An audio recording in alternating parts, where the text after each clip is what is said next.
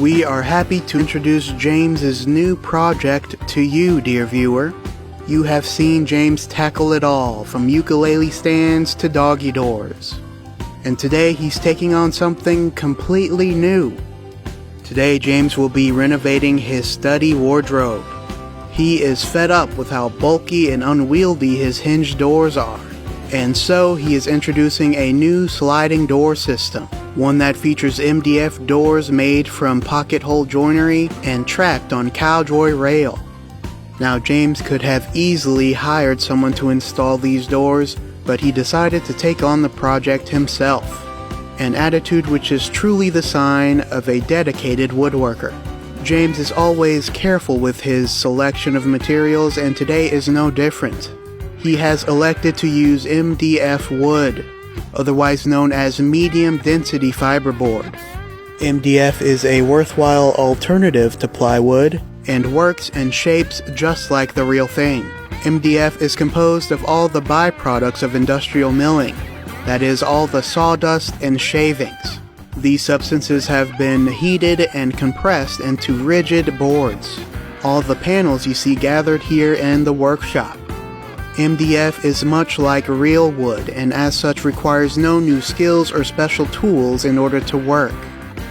It's a great alternative.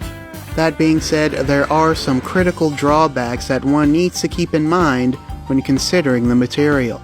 For one, MDF is considerably heavier than plywood. It can be a true headache to haul using only one pair of hands. And to compound things, the wood is very easily damaged during transportation. When moving MDF, please be wary of harming the corners, as well as scratching or otherwise marring the very smooth surface of the material. And also, if you could, keep the wood away from water. When untreated, fiberboard fares very poorly against water. It is subject to both swelling and fracturing when exposed to even a glance of the liquid. If at all possible, spring instead for moisture-resistant MDF, if only to save yourself the heartbreak. But regardless, when treated properly, MDF is a fantastic material to use. And James was absolutely right in selecting this resource to enhance his wardrobe. When modifying a wardrobe, you have to do it right. It's not an insignificant item. Wardrobes have historically been used primarily by royalty. The wardrobe came into prominence in the 14th century. In fact, the hanging rail in a wardrobe was first created in order to hold the king's robe.